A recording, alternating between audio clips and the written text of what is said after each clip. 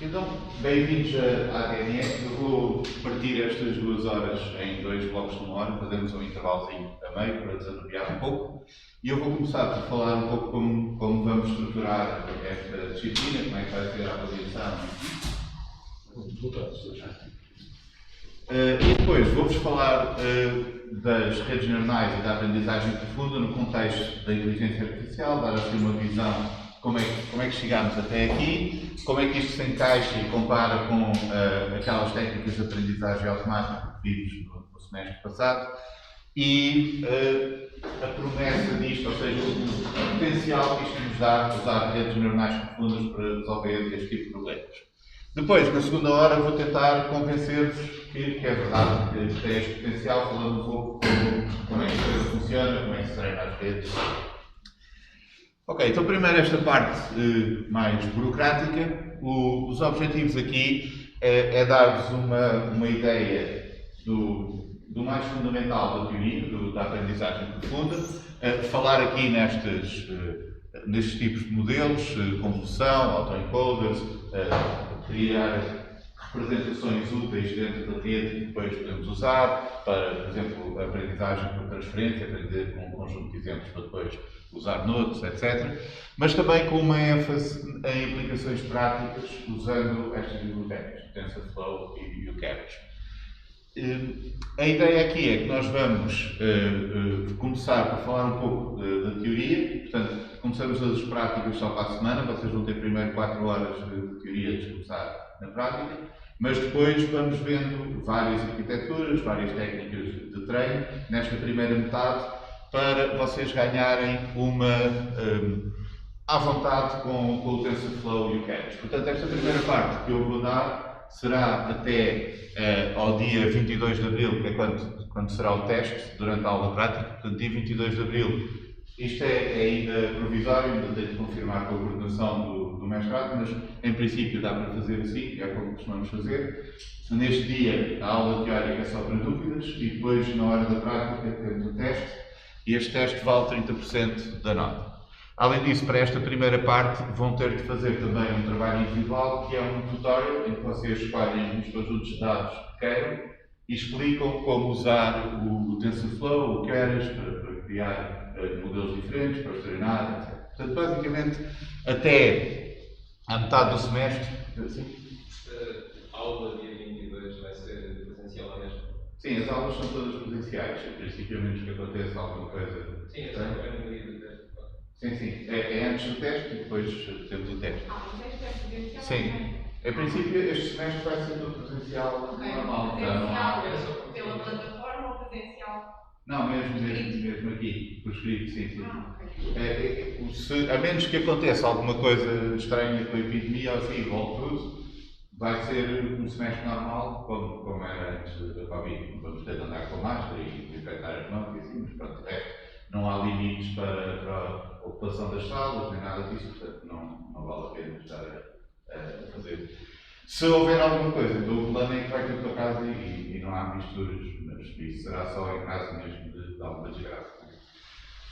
Portanto, a ideia é que vocês fazem este teste até ao dia 28, têm de entregar o trabalho também da primeira parte e depois, na segunda parte, o professor Rui Rodrigues será mais focada num problema real. Neste caso, vocês penso que o trabalho vai ser sobre sonogramas do coração para identificar padrões e assim, mas de qualquer maneira vocês vão trabalhar com dados reais e aí ter de implementar e treinar modelos para lidar com esses dados. Portanto, a segunda parte do semestre será este projeto final, que será mais focado com a prática. Também vão ter algumas aulas teóricas assim, mas mais específicas para esse trabalho e vale 50% da nota esse trabalho final. Vocês têm aqui nesta página, isto é semelhante à aprendizagem automática, eu vou pôr lá as aulas, os apontamentos, os slides. Neste momento ainda estão lá as coisas do ano passado, porque eu não consegui atualizar hoje o site, não consegui ligar ao servidor, mas devo conseguir resolver isto logo à noite ou amanhã.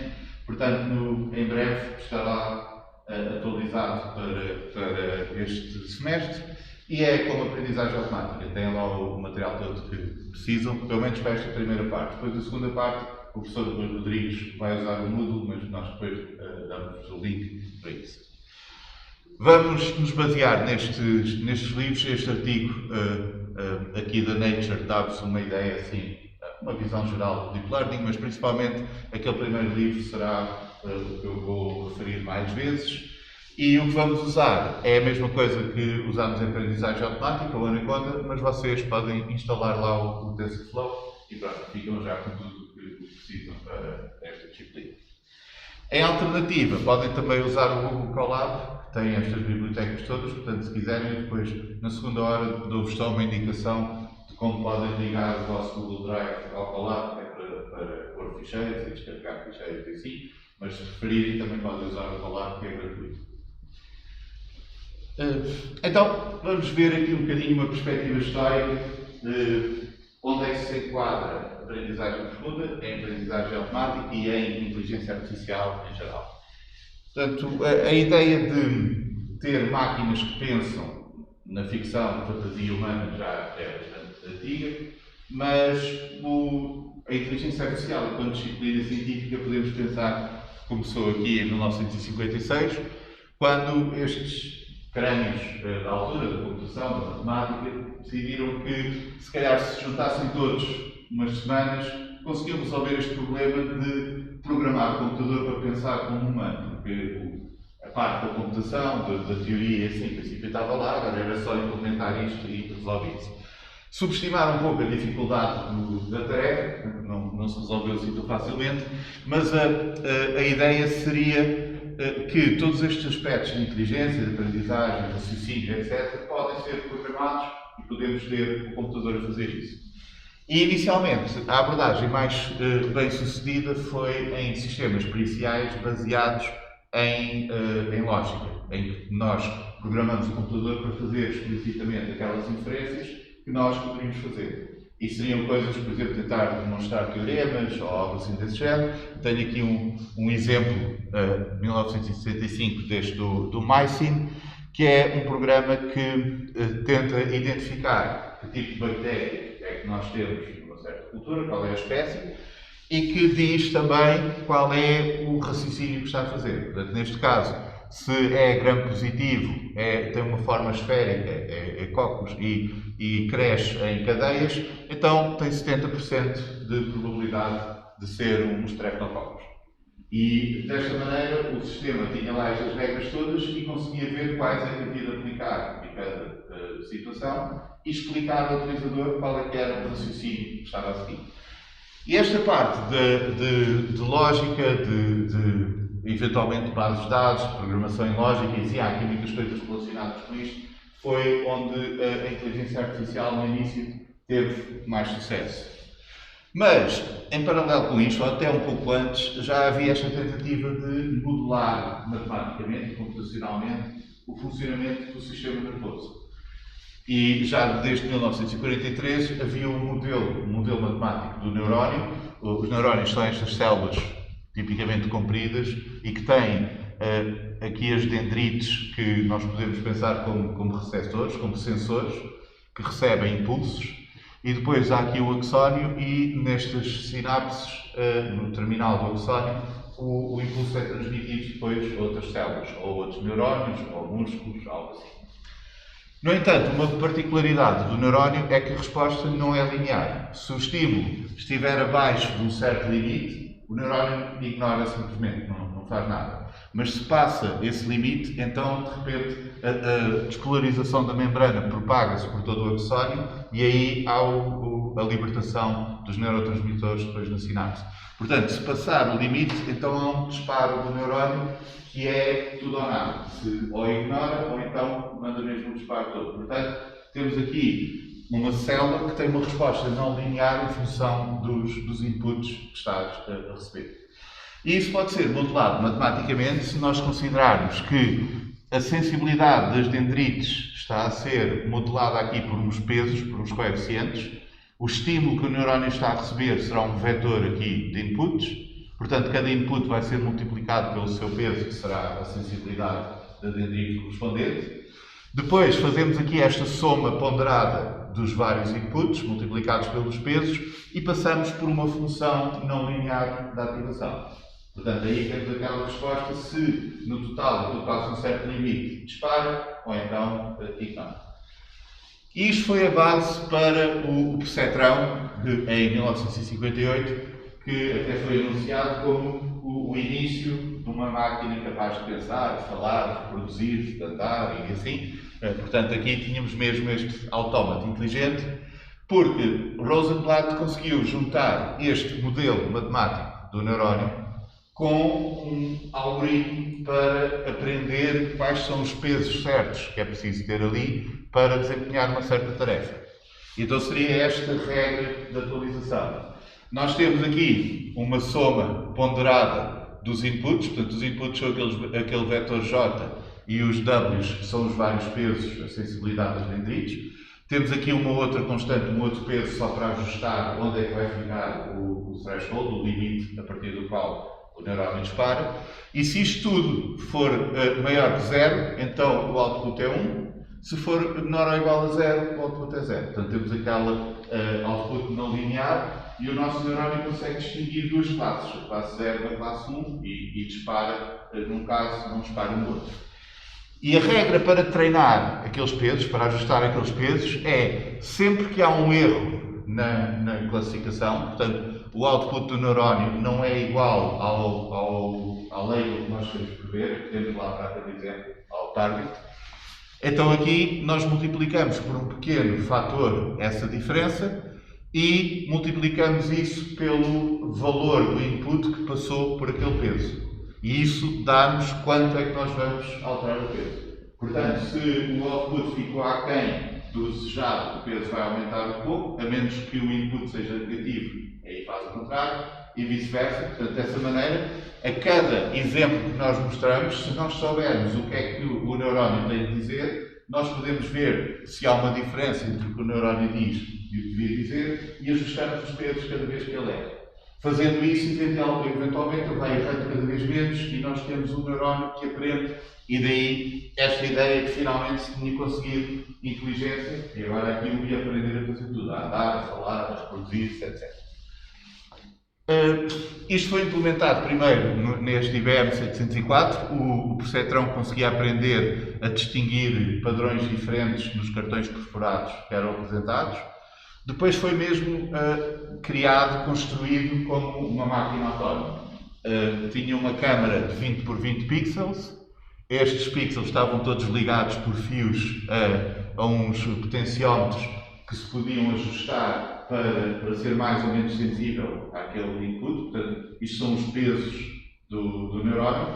E estes, por sua vez, estavam ligados a motores elétricos que, cada vez que havia um erro na classificação, ajustavam ligeiramente e iam aprender. Portanto, esta máquina tinha tudo lá para aprender e aprendia a distinguir entre imagens com padrões diferentes, imagens simples, bastando mostrar vários exemplos e dizer sempre que estava errado para ele ir corrigindo. Agora, o problema é que isto é só um modelo linear. Portanto, o que nós temos aqui é um produto dos vários pesos pelos inputs, somamos, e isto é linear, não conseguimos fazer curvas com isto. Portanto, o que temos basicamente no percetrão é um classificador linear que, se nós dermos um conjunto de dados que não seja linearmente separável, ele não vai conseguir resolver isto bem, vai minimizar o erro, vai ficar lá o mais próximo possível da fronteira, mas como não consegue fazer uma fronteira curva, não vai conseguir fazer melhor do que aquilo. E, na verdade, isto é o equivalente a uma regressão logística, que é algo que já se conhecia antes da estatística, da matemática, e, portanto, quando se percebeu isto, que aquela coisa fantástica que iria aprender tudo, afinal, era a regressão logística treinada de outra maneira, então aí foi um bocado uma desilusão, porque é óbvio que a regressão logística não consegue aprender a falar e essas coisas todas. Portanto, este é o problema que temos aqui. Se nós tivermos um neurónio com uma ativação sigmoide, que é esta função entre 0 e 1, que nos permite modelar a probabilidade de pertencer a uma classe, podemos interpretar dessa forma, então um neurónio é a regressão logística. Simplesmente, em vez de estarmos a resolver a equação que minimiza aquela função de Weber, estamos a fazer o treino iterativamente enquanto vamos apresentando exemplos. Mas o modelo acaba por ser o mesmo, está só a ser treinado de maneira diferente. Então, isto acabou por ser uma desilusão grande e aqui, nesta altura, entramos no inverno da inteligência artificial, porque quer aqueles sistemas periciais e lógicos e assim tinham grandes limitações, porque basicamente era preciso programar lá o conhecimento todo que era necessário para aquilo depois fazer as inferências, e mesmo essas tinham limitações computacionais. E a parte da aprendizagem, o perceptrão e assim, acabava por ser o mesmo que métodos estatísticos que já se conheciam. Aqui, neste livro sobre perceptrões, onde se mostrou esse problema, essa limitação dos perceptrões, havia também já a compreensão de que se conseguisse encadear vários neurónios, aí este problema já não existia. Portanto, já não estávamos limitados a um classificador linear. Agora, o problema é que aquela regra de aprendizagem, aquela regra do Rosenblatt para treinar o perceptrão, só se aplica quando temos um neurónio. Se nós tivermos vários, já não sabemos como é que vamos alterar os pesos para corrigir. Agora, durante este período também foi surgindo algumas inovações, por exemplo, o algoritmo de backpropagation surgiu noutros contextos e eventualmente em 86 foi proposto como forma para treinar redes de neurónios e a partir daí já foi possível começar a fazer coisas mais interessantes com redes neuronais do que só com um neurónio.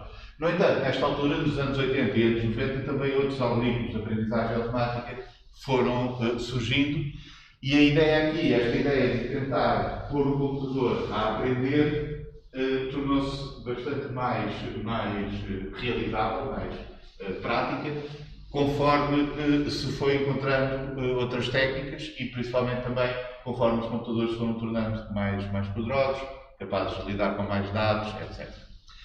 Portanto, basicamente, isto foi o que nós vimos no semestre passado. Se nós tivermos uma tarefa, uma medida do desempenho do agente a executar essa tarefa e dados que possamos usar para melhorar esse desempenho, se ele conseguir melhorar esse desempenho com base nos dados, então dizemos que está a aprender. E essa é a definição operacional da aprendizagem automática, é ter um sistema que consegue melhorar o desempenho de uma tarefa quando lhe damos exemplos de como se resolve aquele problema.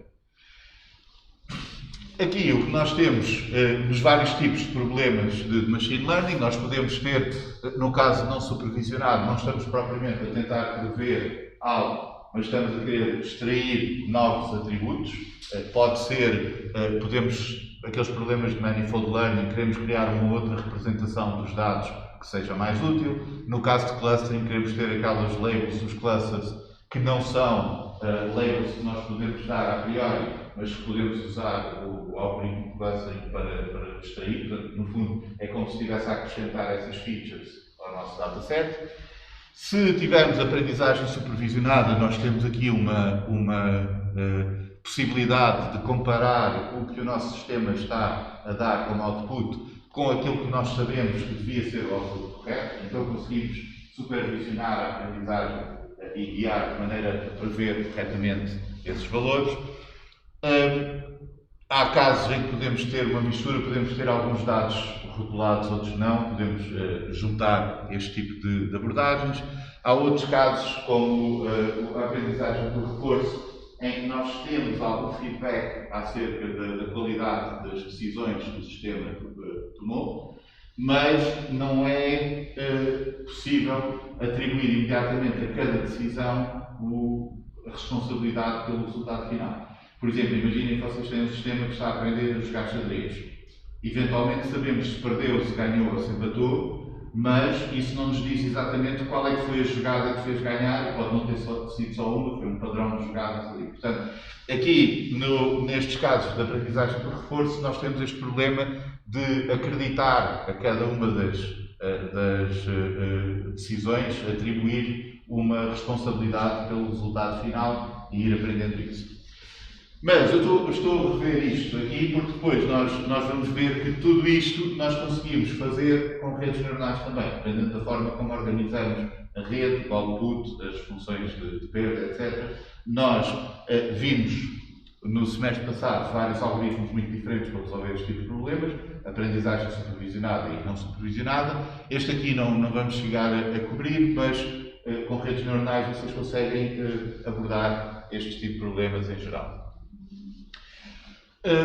Agora, o que nós precisamos para resolver estes problemas com a abordagem tradicional consiste em usar diferentes modelos e diferentes abordagens conforme o tipo de problema que estamos a tentar resolver. Por exemplo, a regressão logística, uma árvore de decisão, um SVM, ou assim, se quisermos, supervisionado, o K-Nearest Neighbors ou algo desse género, também para esse tipo de problemas, mas depois, se quisermos ir para clustering, podemos ter aquelas misturas gaussianas, K-means, ou manifold learning dentro do TSNE, etc. Portanto, essas coisas que vocês viram no semestre passado dão-nos um grande número de algoritmos diferentes, com diferentes formas de se treinar e assim, para problemas específicos diferentes. Além disso, o que nós temos aqui, pelo menos na abordagem inicial, quando temos a regressão linear, esta já é desde o início do século XIX, a regressão logística e assim, nos meados do século XX, esse tipo de problemas lineares, essencialmente a forma como se aplicava é o humano utilizador escolhia um conjunto de atributos que fosse informativo dos seus dados e depois aplicava o modelo linear para classificação, para regressão, algo assim, a esses atributos que tinha escolhido. Portanto, se vocês tiverem um dataset e quiserem fazer uma regressão linear, vocês têm de decidir quais são as variáveis que vão usar, ou algo assim. Normalmente não é usar tudo, tem de ser as coisas que fazem sentido. Nos anos 90, houve aqui um passo qualitativo com aquela ideia de que nós podemos fazer expansões não lineares dos nossos dados, transformações não lineares dos dados, principalmente quando temos estes métodos de kernel que se baseiam nos produtos internos dos vetores, dos exemplos que temos, e que permitem fazer essa expansão sem custos adicionais de computação e assim. Por exemplo, as máquinas de vetor de suporte são muito boas para fazer isso, e então podemos pensar que estão a pôr aqui, nós escolhemos quais são os atributos, o nosso agente que aprende, o sistema que está a aprender, faz uma transformação não linear que está determinada por nós escolhemos qual é o kernel, etc.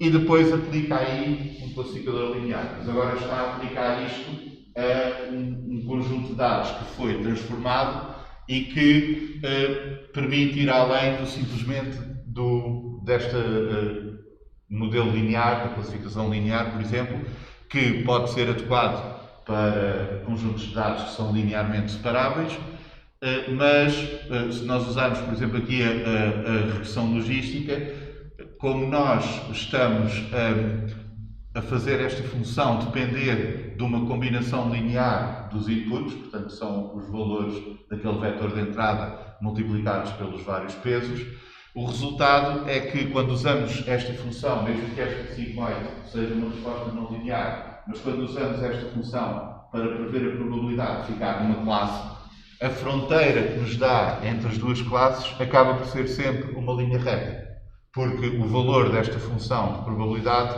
vai depender sempre de uma combinação linear dos atributos que nós temos aqui. Portanto, isto é o que acontece quando nós usamos estes modelos lineares e acontece sempre independentemente dos dados que estamos a dar. No entanto, nós podemos pegar nos dados que nós temos, por exemplo, neste caso não é possível dividir isto com uma fronteira linear, mas podemos transformar esses dados, dobrá-los, pô-los num espaço diferente, com uma disposição diferente. Então, se acrescentarmos aquele atributo, o produto dos dois, e pusermos isto em 3 dimensões, os nossos pontos agora vão estar expostos numa superfície curva em 3 dimensões, e quando a cortamos com aquele plano, que é direito, nós já temos uma fronteira que no espaço original parece curva. Claro que o modelo continua a ser linear, só que é linear neste espaço, e quando fazemos a transformação ao contrário, dá-nos o equivalente àquela curva ali. Portanto, isto foi um avanço bastante grande, porque agora, em teoria, nós podemos resolver qualquer problema com os modelos lineares, desde que, antes disso, façamos a transformação necessária aos dados para eles ficarem numa certa disposição que depois permita a classificação linear. Claro que agora podemos ir transformando isto para quantas dimensões quisermos e da maneira que quisermos. Eventualmente podemos começar a ter aqueles problemas que nós vimos do overfitting e assim, mas temos aqui imenso poder para fazer isto. E as máquinas de vetor de suporte tiveram muito sucesso porque fazem isto à borda. Quando nós estamos a considerar apenas produtos internos entre pares, dizemos, no nosso conjunto de treino, se nós conseguirmos uma função kernel que nos dá o produto interno das transformações desses vetores para um espaço qualquer mais elevado, mas sem ser preciso fazer explicitamente essa transformação. Por exemplo, este kernel polinomial permite estender estes vetores, dependendo ali da potência que nós temos, pode ser a muitas dimensões, mas basta fazer o produto interno dos originais, somar uma constante e elevar à potência que nós queremos e temos o equivalente ao produto interno depois dessas transformações. Portanto, com este truque do kernel, nós conseguimos fazer explicitamente essas transformações sem grande despesa computacional e com isso podemos ajustar o poder do nosso classificador ao problema conforme nós queiramos. Mas notem que este kernel nós estamos a escolher, não é? Estamos a determinar para o classificador. Se escolhermos um kernel assim, quadrático, temos esta fronteira. Se escolhermos o kernel cúbico, temos esta, e assim por diante. É claro que há aqui um problema que é, isto é um problema em geral na automatização, este do não haver o almoço de graça, que é qualquer algoritmo que tem um desempenho melhor numa certa classe de problemas, há de haver uma outra classe de problemas que nós podemos conceber especificamente para tramar o algoritmo em que ele se vai portar melhor. Portanto, isto é verdade em geral para algoritmos de otimização, é verdade em particular para o caso do machine learning, porque são otimizações também que estamos a fazer. Portanto, o que nós podemos pensar nisto é que, se nós considerarmos todos os conjuntos de dados matematicamente possíveis e fizermos a média do desempenho do nosso algoritmo nesses conjuntos todos, por exemplo, um classificador a tentar aprender com um conjunto de treino e depois generalizar ou algo assim, todos os algoritmos vão ter a mesma média de desempenho. Até a moeda ao ar, ou seja o que for, vão todos ter, na média, o mesmo desempenho. Porque para cada conjunto que é bom para aquele algoritmo, há outros que enganam mesmo o algoritmo e ele funciona mal. É claro que, na realidade, nós não temos todos os conjuntos de dados matematicamente possíveis. Se vocês tirarem amostras de altura e peso de pessoas, de preços standards, de consumo de automóveis, coisas assim, não nos vêm todas as combinações matematicamente possíveis de valores. Vemos um subconjunto muito pequeno das possibilidades, porque está restrito por aquilo que a realidade permite. Então, na prática, nós temos algoritmos que são melhores do que outros para certas classes de problemas. No entanto, não podemos esperar que haja um algoritmo que seja melhor que todos para tudo. Portanto, é só fazer aquilo sempre e resolvemos tudo, porque há de funcionar melhor em umas coisas e há de ser outra funcionar melhor noutras. Então, além deste problema que nos diz que o melhor modelo não será o melhor para todas as tarefas, o que nos exige a capacidade de mudar para outros algoritmos, outros modelos, conforme o caso, também temos o problema do sobreajustamento.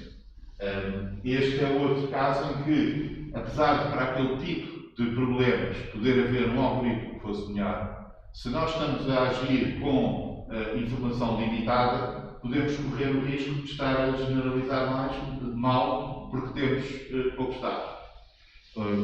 A minha filha deu-me um exemplo correto aí há uns tempos, porque ela aprendeu a Península Ibérica, Portugal e Espanha, e no teste de geografia perguntaram o que é uma península.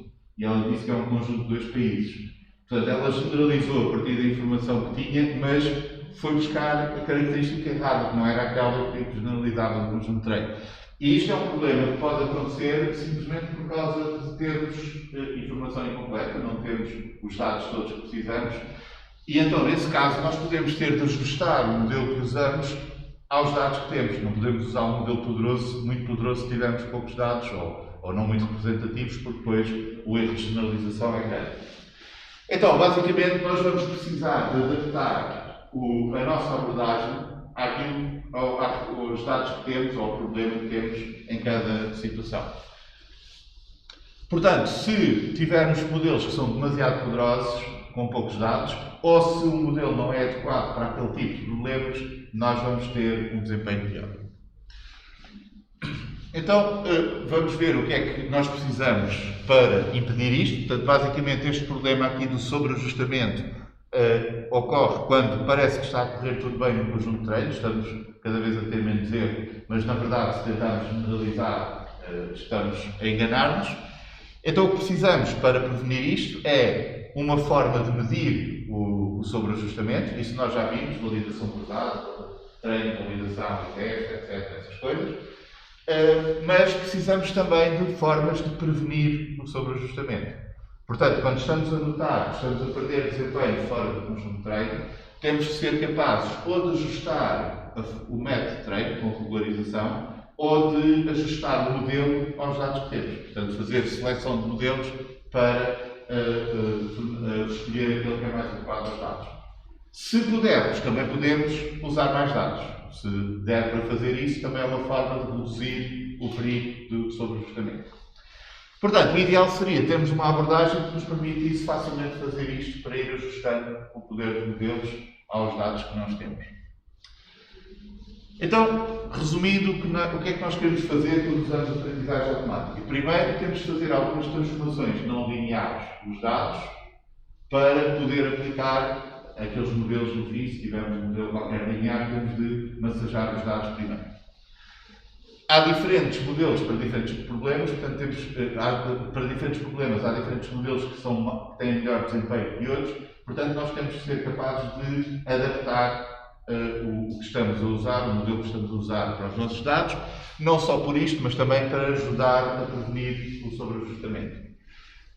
Temos também de selecionar os atributos certos dos nossos dados. Se nós quisermos simplesmente despejar tudo para dentro do modelo, em muitos casos não vai funcionar bem. Portanto, temos de ser capazes de encontrar na informação que temos quais são os atributos melhores para o problema que queremos resolver. E também relacionado com o sobreajustamento, se nós tivermos muitos dados, temos de poder usar muitos dados.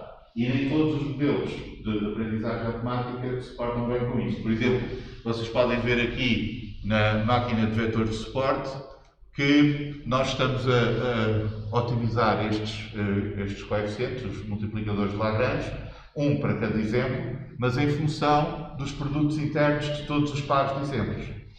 Portanto, a complexidade disto cresce com o quadrado do tamanho do nosso conjunto de treino. E se nós quisermos usar muitos exemplos, às tantas temos aqui uma matriz enorme para fazer todos os pares e podemos ter problemas de memória, pode demorar muito tempo a resolver, etc. Portanto, nem todos os algoritmos se portam igualmente bem com todos os volumes de dados que nós possamos ter. Em relação ao tipo dos dados, são conteúdos, vamos ter conteúdos discretos, são algoritmos que... Sim, esse também é um problema. Isso, os discretos e contínuos, normalmente é menos problemático porque é fácil converter uns dos outros. Nós podemos converter discretos em vetores zeros e uns, ou assim. Às vezes, o que pode ser problemático é quando são estruturados ou não estruturados, e isso eu vou falar um pouco. Aliás, esta disciplina é mais virada para isso, não é? E aí faz uma diferença. Mas, basicamente, o que eu quero dizer é que nós conseguimos resolver todos estes problemas com aprendizagem profunda bastante mais facilmente. Nós temos estas transformações não lineares empilhadas na rede neuronal, que é isso que ela está a fazer sequências de transformações não lineares. Estas transformações, ao contrário da abordagem clássica, não estão a ser decididas por nós à partida, mas estão a ser aprendidas durante o treino. A rede está a aprender quais são as transformações. Conseguimos construir muitos modelos diferentes a partir dos neurónios. Os neurónios é como se fossem peças de Lego que nós vamos juntando e podemos criar modelos diferentes, com arquiteturas muito diferentes, mas a base ser sempre a mesma e a forma de calcular os parâmetros e assim é sempre a mesma. Conseguimos pôr a rede a aprender quais são os atributos que precisa de usar e é muito mais fácil de prevenir o sobreajustamento porque nós conseguimos modelar criar diferentes modelos facilmente encaixando mais ou menos neurónios e conseguimos usar as mesmas técnicas de regularização, qualquer que seja a arquitetura da rede que nós estamos a ter ali. Às vezes há assim, alguns limites, mas em geral nós conseguimos fazer isso. Além disso, esta forma de aprender online, de aprender exemplo a exemplo, permite usar muitos exemplos que nós quisermos, sem esses limites de recurso e assim, porque nós vamos simplesmente apresentando mais e mais exemplos à rede, não precisamos ter tudo ao mesmo tempo, claro. Como é que escrevemos o número de neurónios? Ou é um pouco tentativa e erro? Aí temos aqueles métodos de validação, não é?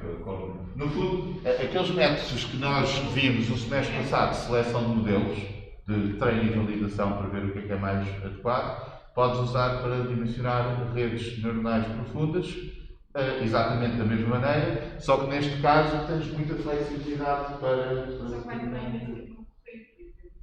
Imagino que se eu estiver a tentar fazer depois. Se for automático, sim. Aliás, o NAS, Network Architecture Search, é um programa de otimização que tem bastante investigação hoje em dia, automatizar isso. Mas muitas vezes o que acontece é que, se nós aplicarmos isto a problemas em que temos muitos dados, há pouco risco de sobreajustamento se tivermos muitos dados. Então, podemos ir logo para uma rede que seja suficientemente grande para modelar bem o conjunto de treino e depois vamos verificar, podemos ter de fazer alguma regularização assim, mas em geral consegue-se ter uma boa generalização porque temos muitos dados. Se tivermos poucos, provavelmente estes modelos já acabam por ser muito poderosos, não é? Demasiado para isso. Portanto, resumindo esta primeira parte, falei um bocadinho de como é que isto vai funcionar, mas o que vos deixei aqui no fim é esta promessa, digamos assim, de que a aprendizagem profunda, a razão pela qual está a ter tanto sucesso, é que quando temos dados suficientes, temos aqui uma abordagem muito mais versátil para criar modelos de aprendizagem e resolver esses problemas. Portanto, agora na aula a seguir eu vou tentar justificar esta afirmação, mas de qualquer maneira deixo aqui algumas referências para esta breve introdução e podemos fazer um intervalozinho agora.